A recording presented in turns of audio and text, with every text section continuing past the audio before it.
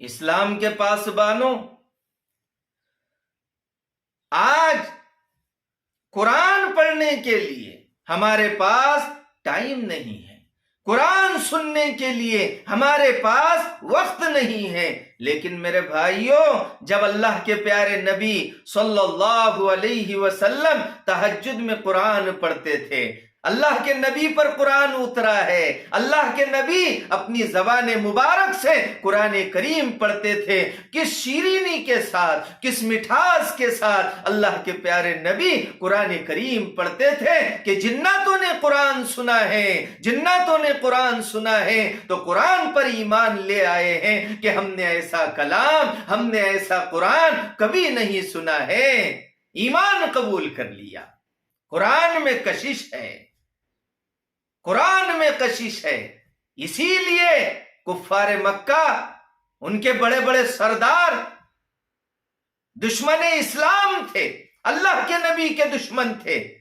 ایمان قبول نہیں کیا، لیکن قرآن کی برکت،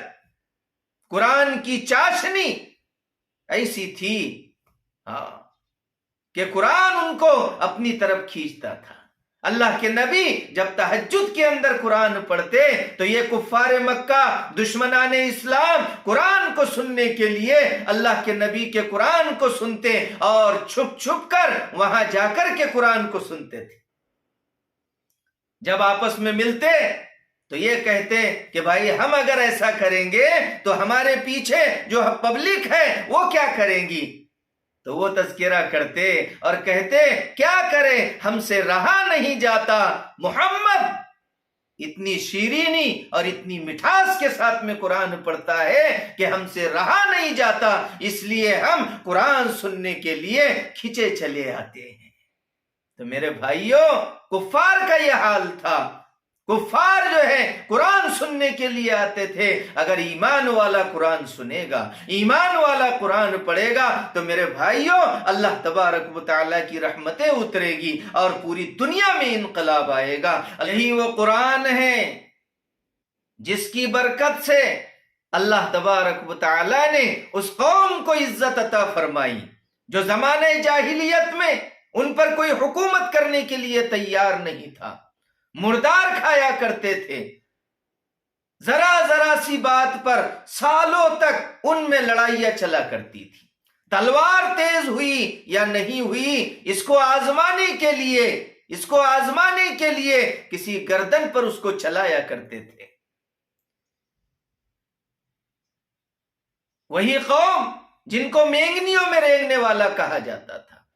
جن کو جہلاء عرب کا لقب دیا جاتا تھا، لیکن جب انہوں نے قرآن کو مضبوطی سے پکڑا ہے، قرآن و سنت کے مطابق زندگی گزاری ہے، اللہ کے نبی کے دامن کو مضبوطی سے پکڑا ہے، تو اللہ تبارک و تعالیٰ نے کہیں فرمایا اولئک هم المفلحون، یہی صحابہ ہدایت یافتہ ہے، کہیں فرمایا اولئک هم الصادقون، یہی صحابہ سچے ہیں، کہیں فرمایا اولئک هم راشدون، یہی صحابہ ہدایت یافتہ ہے، کہیں فرمایا کنتم خیر امت اخرجت للناس، اور آخر میں تو اللہ تبارک و تعالیٰ نے اپنی رضامندی کا سرٹیفکیٹ دے دیا، رضی اللہ عنہم ورضوا عنہ، اللہ ان سے راضی اور وہ اللہ سے راضی۔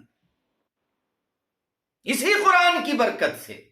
اللہ کے پیارے نبی جناب محمد الرسول اللہ صلی اللہ علیہ وسلم نے بھی ان کو سرٹیفکیٹ عطا فرمایا کہ میرے صحابہ ستاروں کے مانند ہیں، جس کی بھی پیروی کر لوگے تم کامیاب ہو جاؤ گے۔ تو وہی صحابہ جن کے حالات زمانہ جاہلیت میں بد سے بدتر تھے، لیکن جب